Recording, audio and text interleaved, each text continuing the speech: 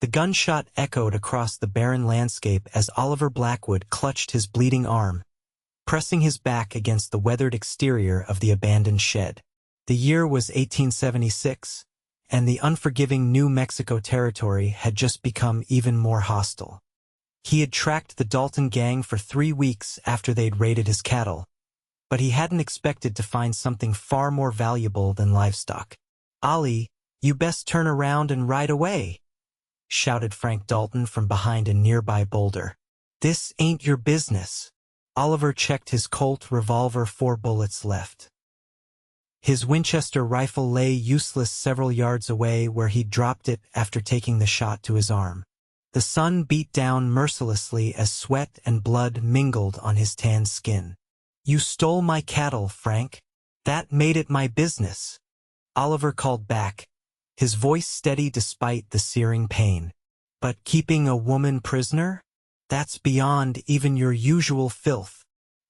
He had seen her through a crack in the shed wall, a woman with chestnut hair tied in a disheveled braid, her wrists bound with rope, eyes wide with fear and hope when she'd caught sight of him peering in. Frank laughed, a sound devoid of humor.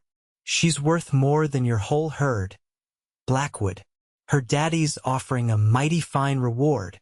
Another shot splintered the wood near Oliver's head. The Dalton gang rarely traveled with fewer than 5 men. Bad odds, even if he weren't injured. "Last chance, cowboy," Frank taunted. "We got no quarrel with you leaving alive." Oliver took a deep breath, the scent of dust and sage filling his lungs. His ranch could survive without those cattle. He could cut his losses, ride back to his land, and forget what he'd seen. But the woman's eyes haunted him, the silent plea they contained. "I reckon I'll take my chances," he muttered to himself, then called out, "Frank, you've got until the count of 3 to surrender the woman and what's left of my cattle." Laughter was his only answer. "1," Oliver shouted, removing his bandana and wrapping it tightly around his wounded arm. "You gone loco, Blackwood?" 2. He checked his revolver one last time. The sound of hushed conversation drifted from behind the boulder. 3. Oliver rolled away from the shed wall as bullets peppered the spot where he'd been standing.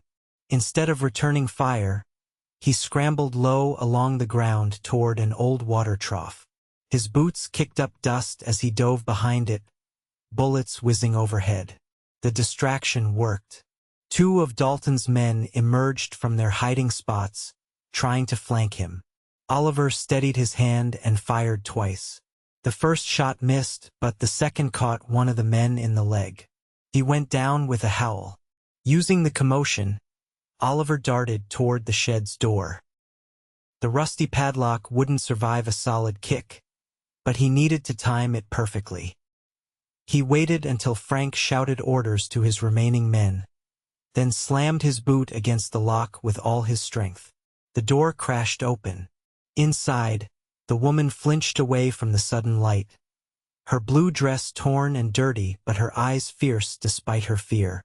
Without a word, Oliver rushed to her side, pulling his knife from his boot to cut the ropes binding her wrists. "Can you ride?" he asked urgently. She nodded, rubbing her chafed wrists. "Yes. My horse is behind those rocks." He pointed. "When I start shooting, you run. Don't stop until you reach him." "What about you?" Her voice was stronger than he expected, with a refined accent that confirmed Frank's claim about her wealthy origins. "I'll be right behind you." The woman searched his face, then nodded again. "Ready." Oliver positioned himself at the doorway and fired his remaining 2 bullets in quick succession. The shots went wide, but achieved their purpose, forcing the Dalton gang to take cover. "Now," he hissed. The woman bolted from the shed, moving with surprising speed across the open ground. Oliver followed, keeping his body between her and Dalton's men. A bullet kicked up dirt at his heels, but they reached the rocks unharmed. His dun stallion, Thunder, stood where he'd left him, reins loosely tied to a scrub brush. Oliver boosted the woman into the saddle, then swung up behind her, ignoring the pain that shot through his wounded arm. "Hold tight," he commanded, kicking Thunder into a gallop. They raced across the desert, the shouts of the Dalton gang fading behind them. Oliver kept to the rocky terrain where their tracks would be harder to follow, pushing Thunder as hard as he dared in the afternoon heat. Only when they reached a sheltered arroyo with a small spring did he slow the exhausted horse. Oliver dismounted first, then helped the woman down. Her legs buckled slightly, and he caught her by the waist. "Thank you," she said softly, stepping away to stand on her own. Oliver nodded, then led Thunder to the spring. "He needs water before we continue. Are we safe here?" "For now. Dalton won't give up easily, but they'll have to find our trail first." He watched as Thunder drank deeply. "I'm Oliver Blackwood. Theresa Montgomery." She hesitated. "My father owns the Montgomery rail line." That explained the kidnapping. George Montgomery was one of the richest men in the territory, expanding railway lines across the Southwest. "You're a long way from civilization, Miss Montgomery. Please call me Theresa." She moved to the spring, kneeling to splash water on her face. "They took me 3 days ago from our private car at a scheduled stop. My father was in San Francisco on business." Oliver unwrapped the bandana from his arm, wincing as the fabric stuck to the congealed blood. The bullet had only grazed him, but the wound needed cleaning. Theresa noticed his grimace. "You're hurt." "It's nothing." She approached him, her expression determined. "Let me see." Before he could protest, she was examining the wound with gentle fingers. "This needs proper attention. Do you have any supplies?" "Saddlebag. There's a small medical kit." Theresa retrieved it efficiently, then guided him to sit on a flat rock by the spring. With methodical care, she cleaned the wound with water and the whiskey from his flask, then bandaged it with strips of clean cloth. "You've done this before," Oliver observed. "My mother insisted I learn practical skills despite my father's objections." A shadow crossed her face. "She died 2 years ago." "I'm sorry." Theresa tied off the bandage. "There. Not perfect, but it should hold until we reach a doctor." "Thank you." Oliver stood, testing his arm. The pain had subsided to a dull throb. "We should move on. There's a town called Coopersville about 15 miles east. We can rest there. Send word to your father." "What about your cattle?" Oliver shrugged. "They're scattered by now. I'll round up what I can after you're safe." Theresa studied him, her head tilted slightly. "Why did you risk your life for me? You could have left when you realized it wasn't just about your cattle." Oliver met her gaze. Something fierce and possessive rose in him, a feeling he hadn't expected. "Because you're mine now." The words fell from his lips before he could stop them. Theresa's eyes widened, and he immediately regretted his phrasing. "I meant," he fumbled. "You're my responsibility. I couldn't leave you there." Her expression shifted, something unreadable passing across her features. "Well, Mr. Blackwood, I appreciate your sense of duty." They rode harder than Oliver would have liked, but necessity demanded speed over comfort. Theresa sat in front of him, her back straight despite her ordeal. Occasionally, she would point out plants or rock formations, displaying a knowledge of the territory that surprised him. "My father's business requires me to travel extensively," she explained when he commented on it. "I prefer to understand the lands we cross rather than hide behind curtained windows." As the sun began to set, the distant buildings of Coopersville appeared on the horizon. Oliver felt Theresa relax slightly against him. "Almost there," he said quietly. The small town's main street was quiet as they rode in, most folks having retired to their homes or the saloon for the evening. Oliver headed directly for the modestly sized hotel, helping Theresa dismount with care. "Wait here," he instructed, tying Thunder to the hitching post. "I'll arrange rooms." The hotel owner, a stout woman named Mrs. Winters, raised her eyebrows at the sight of Oliver's blood-stained shirt and Theresa's bedraggled appearance, but asked no questions when he requested 2 adjoining rooms and a hot bath sent up for the lady. "My companion was set upon by bandits," he explained simply. "We need to send a telegram to her father in the morning." Mrs. Winters nodded knowingly. "I'll have my boy fetch Doc Wilson to look at that arm, Mr. Blackwood." "Much obliged." Upstairs, Oliver showed Theresa to her room. "I'll be next door if you need anything." "The bath will be up shortly." "Thank you." She hesitated in the doorway. "For everything." He tipped his hat and turned to go. "Oliver." He looked back. "Why me?" Theresa asked softly. "You could have been killed." The question caught him off guard. "I told you, yes, that I'm yours now." A small smile touched her lips. "But that doesn't answer my question." Oliver found himself at a loss for words. The truth was, he didn't fully understand it himself, the immediate, overwhelming need to protect her that had risen in him when he'd first seen her through that crack in the shed wall. "Get some rest, Theresa," he said finally. "We'll talk tomorrow." In his own room, Oliver removed his shirt and examined the bandage Theresa had applied. Her handiwork was neat and precise, like everything else about her. He sat heavily on the bed, exhaustion finally catching up to him. A knock at the door announced the arrival of Doc Wilson, a grizzled man in his 60s who clucked his tongue at the sight of Oliver's wound. "Bullet?" he asked, unwrapping the bandage. "Yes, sir. Clean through at least.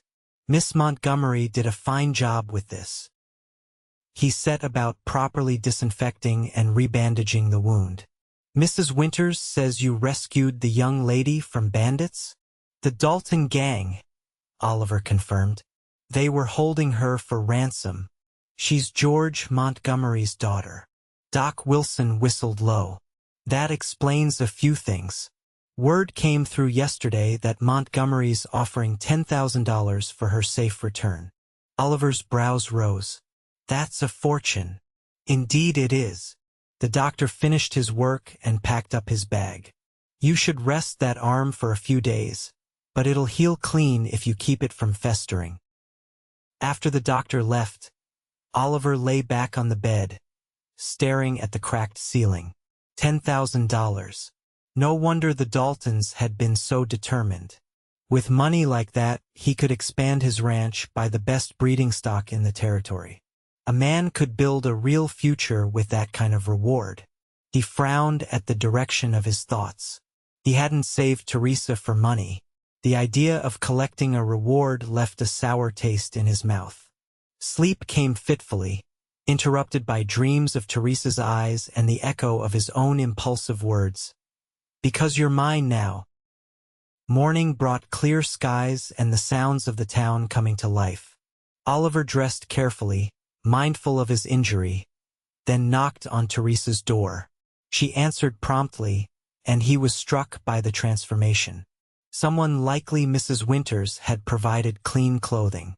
Theresa wore a simple blue dress that complemented her eyes, her chestnut hair neatly braided and pinned. "You look," Oliver cleared his throat. "You look well rested." A hint of color touched her cheeks. "Mrs. Winters was very kind." "How is your arm?" "Better. Doc says it'll heal clean." He gestured toward the stairs. "I thought we might get breakfast, then send that telegram to your father." The hotel dining room was nearly empty. Over plates of eggs and biscuits, Theresa told Oliver more about herself, her education back east, her mother's family's long history in Boston, her father's ambitious plans for the railway. "He wants me to marry his business partner's son," she said, her voice carefully neutral. "Thomas Harrington is a suitable match in every way, wealthy, well-connected, impeccably mannered." Oliver felt an unexpected stab of jealousy. "And what do you want?" Theresa's eyes met his. "I want to breathe." The telegraph office opened at 9. Oliver helped Theresa compose a message to her father, informing him of her safety and their location. The operator assured them it would reach San Francisco by nightfall. "Your father will likely send men immediately," Oliver said as they walked back toward the hotel. "You should be reunited within days." "Yes." Theresa's response lacked enthusiasm. "Is something wrong?" She stopped walking, turning to face him. "When we return to the hotel, there will be a telegram waiting for you." Oliver frowned. "How could you know that?" "Because my father doesn't leave matters to chance. The moment he receives word of my rescue, he'll offer the reward money to whoever was responsible." She smiled sadly. $10,000 is a life-changing sum. "I didn't save you for money." "I know." Her eyes softened. "That's why she stopped herself. "That's why I'm grateful it was you who found me, Oliver Blackwood." Sure enough, a telegram awaited Oliver at the hotel. George Montgomery offered his profound gratitude and confirmed the reward would be paid upon Theresa's safe return to his representatives, who were already en route to Coopersville. Oliver folded the paper and tucked it into his pocket without comment. They spent the day in an odd limbo, neither mentioning the impending arrival of Montgomery's men or what would happen afterward. Instead, Oliver showed Theresa around the small town, introducing her to shopkeepers and the local blacksmith who agreed to shoe thunder. As evening approached, they stood on the hotel's small balcony overlooking the main street. The setting sun painted the distant mountains in shades of gold and purple. "It's beautiful here," Theresa said softly. "So different from the cities." "It can be harsh," Oliver replied, "but honest. The land doesn't pretend to be anything it's not." She turned to him, her expression serious. "You never answered my question from yesterday." "Which one?" "Why me? Why risk everything for a stranger?" Oliver leaned against the railing, choosing his words carefully. "When I was 16, my mother fell ill. We lived remote, too far from town for a doctor. My father went for help, but a storm delayed him. By the time they returned, she was gone." He looked out at the horizon. "I promised myself I'd never stand by when someone needed help, not if I could do something about it." Theresa moved closer, her hand coming to rest beside his on the railing. "I'm sorry about your mother. It was a long time ago. And the other thing you said? About me being yours now." Heat crept up Oliver's neck. "I spoke without thinking. Did you?" Her voice was barely above a whisper. "Because in that moment, I felt." She took a deep breath. "I felt as though perhaps I was exactly where I belonged." Oliver turned to face her fully, scarcely daring to believe what he was hearing. "Theresa," the sound of approaching horses interrupted him.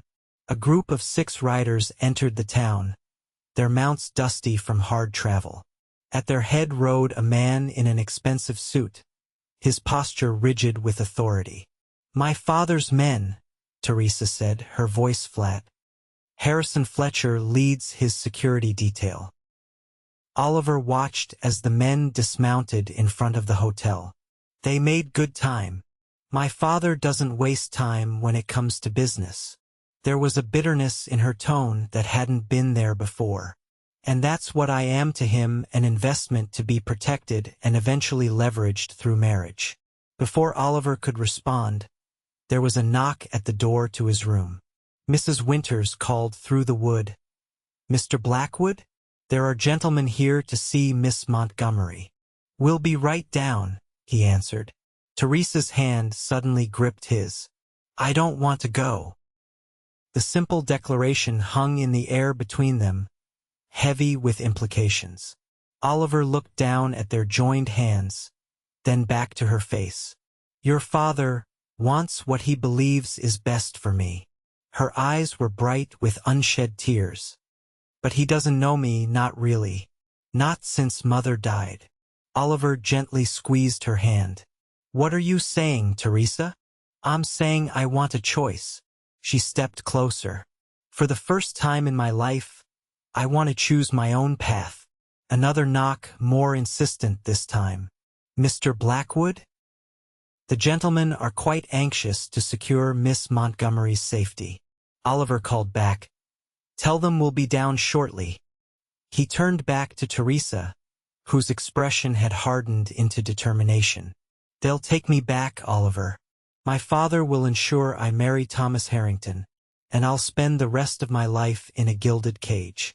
What about your father's happiness? Doesn't he deserve to know you're safe? Of course. She released his hand to pace the small balcony.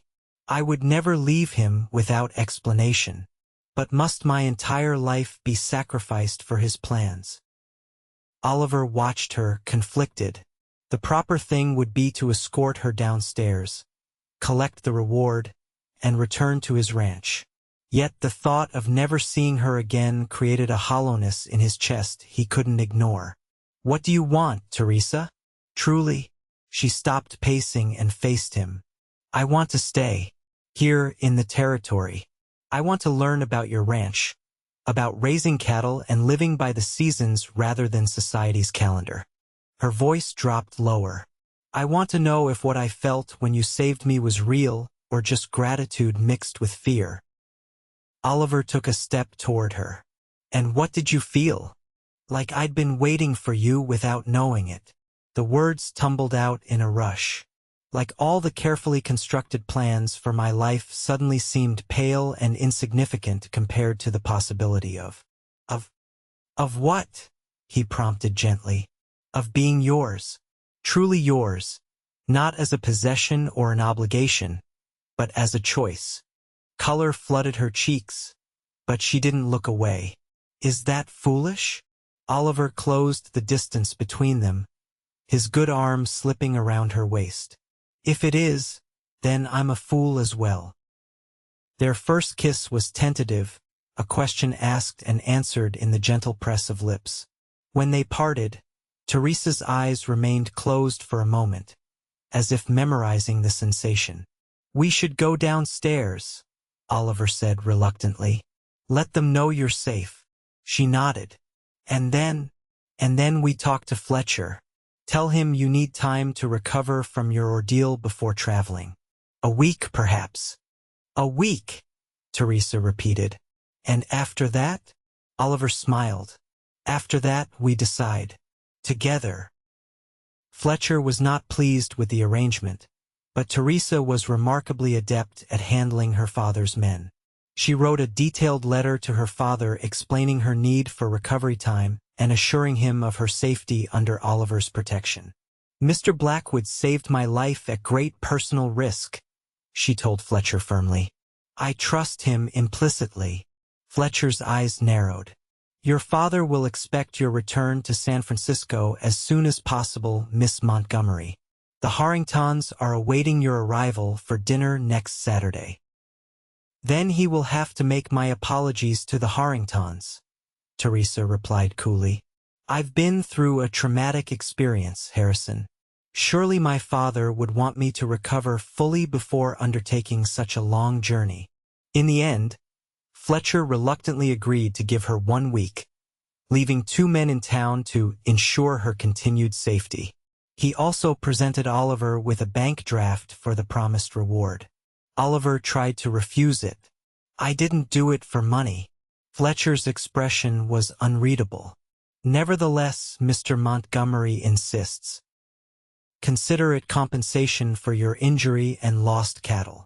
After Fletcher and the others departed, Theresa and Oliver walked along the edge of town, both lost in thought. Will you cash the draft? She finally asked. Oliver sighed. I don't know. It feels wrong somehow. Because of us? Because of what's happening between us? Partly. He stopped walking, turning to face her. Theresa, I need to be clear about something. My ranch is nothing like what you're accustomed to. Small, remote, and the work never ends. There are no fancy parties, no servants, no silk dresses. She smiled. You think I don't know that? I think you might believe you know it. but the reality could be a shock. Then let me see it. Her eyes lit with excitement. Show me your ranch, Oliver.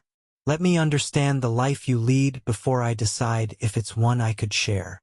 2 days later, they rode out of Coopersville toward Oliver's ranch, 20 miles to the north. The 2 men Fletcher had left behind followed at a discreet distance, unwilling to let Theresa out of their sight but respecting her wishes for space. The journey took most of the day, with Oliver pointing out landmarks and sharing stories of the land. Theresa listened attentively, asking questions that revealed her genuine interest and quick intelligence. "There it is," Oliver said as they crested a hill in the late afternoon. Blackwood Ranch. Below them stretched a modest operation, a sturdy cabin with a wide porch, a barn, corrals, and grazing land that extended to a creek lined with cottonwoods. Several dozen cattle dotted the pastures. "It's beautiful," Theresa breathed. "It's small," Oliver corrected. "Most of the cattle I was tracking were stolen. What you see is what's left of my herd. Then we'll build it back up." The casual "we" wasn't lost on Oliver. He glanced at her, taking in her determined expression and the way she sat tall in the saddle despite the long ride. "It won't be easy."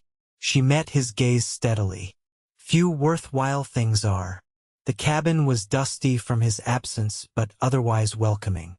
While Theresa explored, Oliver lit the stove and prepared a simple meal from his supplies. Fletcher's men made camp a respectful distance from the house, close enough to observe but far enough to provide privacy. Over dinner, Oliver told Theresa more about ranch life, the pre-dawn mornings, the seasonal work of calving and branding, the winters that could trap you indoors for days at a time. "My mother kept a garden," he said, nodding toward a fenced area visible through the window. "It's gone wild now, but the soil's good. I'd like to restore it," Theresa said, her expression thoughtful. "My mother taught me about medicinal plants. They could be useful so far from town." They spent the next few days falling into a rhythm.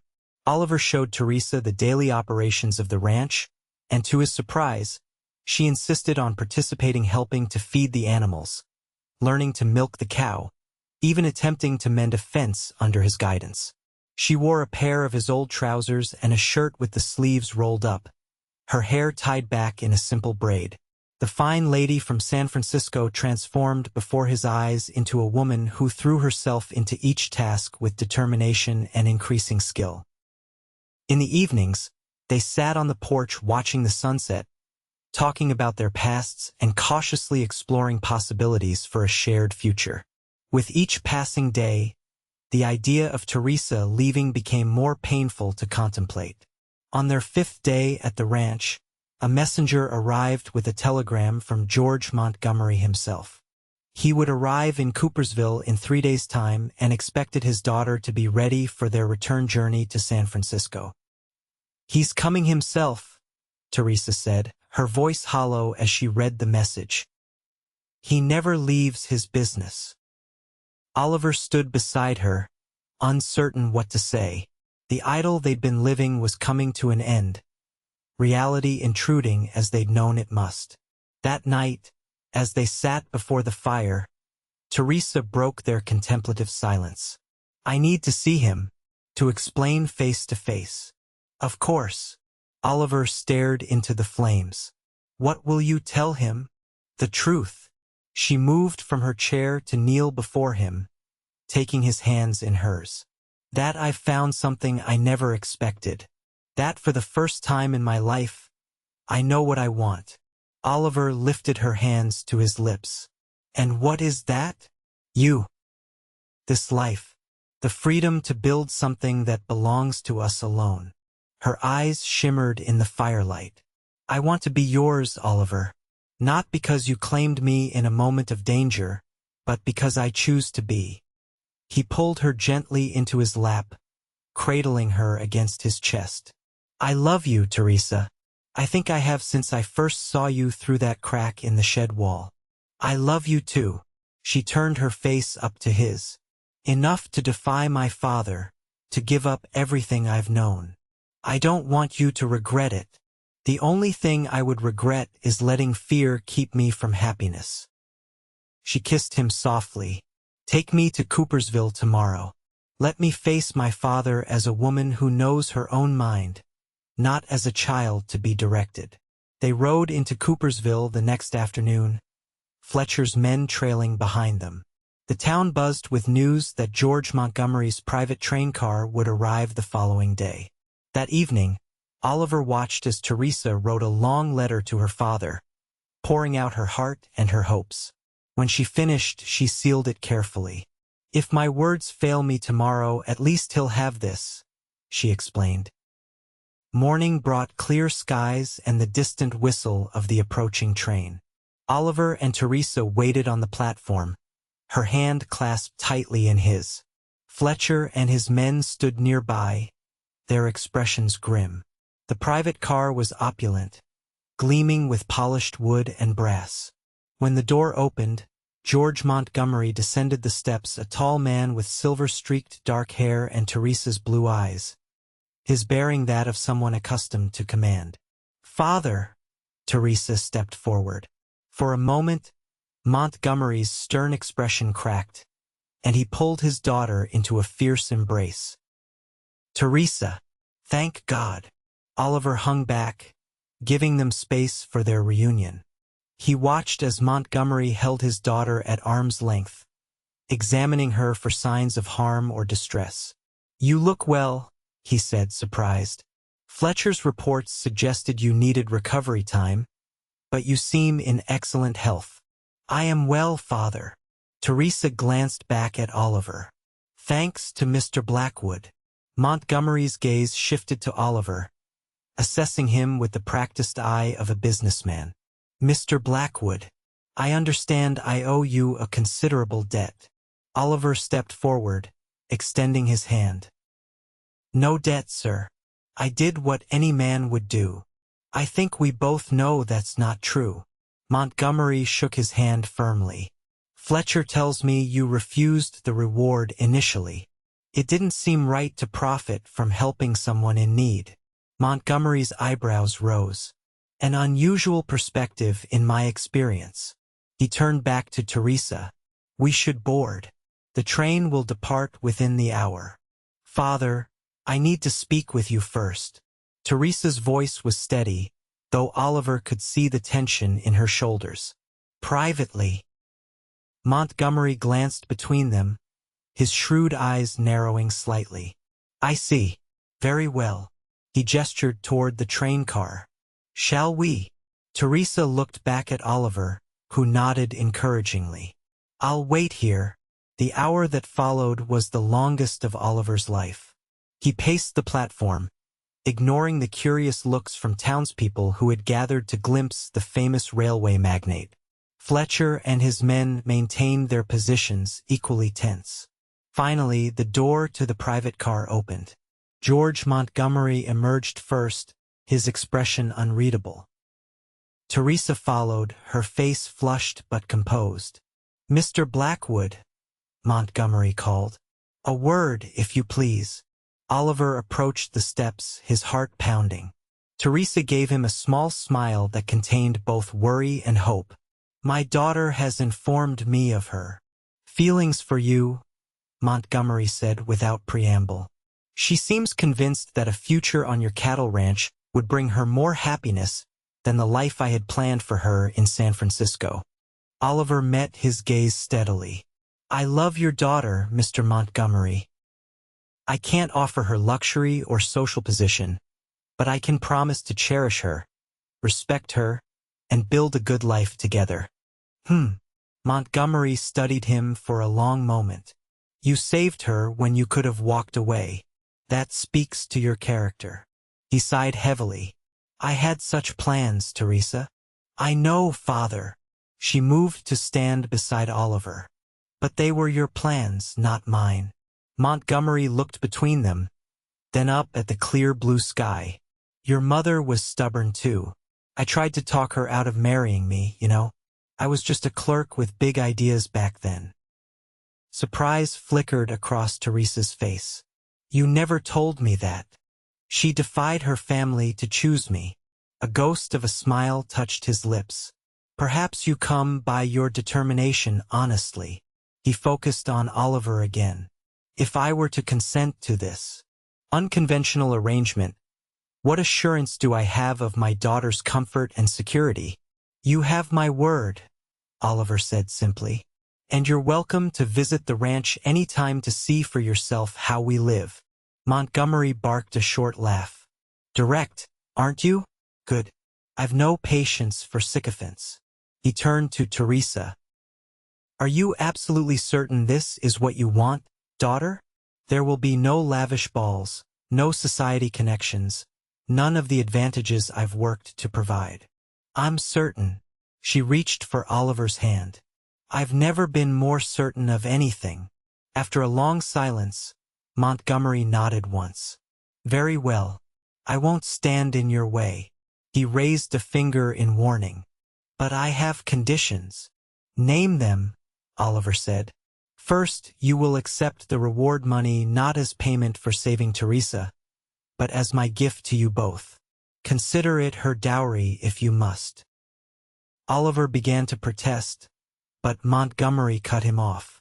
Second, you will marry properly with a minister and witnesses. I won't have my daughter living in sin on some remote ranch. Theresa blushed.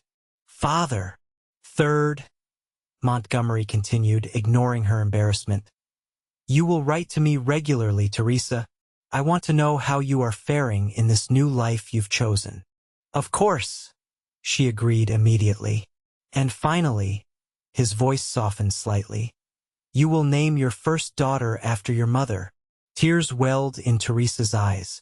Yes, I would have done that regardless. Montgomery nodded, satisfied. Then I believe we understand each other. He extended his hand to Oliver once more. Welcome to the family, Mr. Blackwood. I trust you understand what a treasure you're receiving. I do, sir. Oliver shook his hand firmly. She's mine now, and I'll spend my life ensuring she never regrets her choice. Theresa slipped her arm through Oliver's, leaning against him slightly. And I'm his father, completely by choice. Montgomery looked at them for a long moment, then sighed. Love, it makes fools of the wisest men. He shook his head. I'll stay in town for the wedding, then. No sense delaying matters. 3 days later, Oliver and Theresa were married in Coopersville's small church. She wore a simple white dress hastily made by the town's seamstress, and he wore his best shirt and trousers, freshly pressed. George Montgomery gave his daughter away with stoic dignity, though Oliver caught the gleam of moisture in the older man's eyes during the vows. As they signed the marriage certificate, Theresa looked up at her new husband. Why me? She whispered, echoing her question from days before. Of all the women in the world, why am I the one you want? Oliver smiled, taking her hand in his. Because you're mine now, he said softly. And more importantly, because I'm yours. They returned to Blackwood Ranch that evening as husband and wife. With Montgomery's reluctant blessing and the unexpected financial security of the reward money, they began planning expansions to both the ranch and the cabin. 5 years later, Oliver stood on the porch of their enlarged home, watching as Theresa knelt in her thriving garden with their 3-year-old daughter, Elizabeth, named for Theresa's mother. Their 1-year-old son, George, after his grandfather, napped inside. The cattle herd had tripled in size, and a new barn stood where the old one had been. Prosperity had come through hard work and smart investments. But Oliver knew the true wealth of his life was in the family he and Theresa had created together. Twice yearly, George Montgomery visited his grandchildren, bringing gifts and stories from the city. He had finally accepted that his daughter had found happiness far from the life he'd envisioned for her. What are you thinking about so seriously? Theresa asked, coming up the porch steps with Elizabeth on her hip, both of them sun-warmed and smiling. How lucky I am, Oliver answered honestly. How one moment changed everything. When you found me in that shed? She set Elizabeth down to run inside for her afternoon snack. When I claimed you as mine, he corrected, drawing her into his arms. The most impulsive thing I've ever said, and the most truthful. Theresa laughed, the sound as free and beautiful as the land around them. And every day since, I've chosen to be yours. She kissed him softly, just as you've chosen to be mine.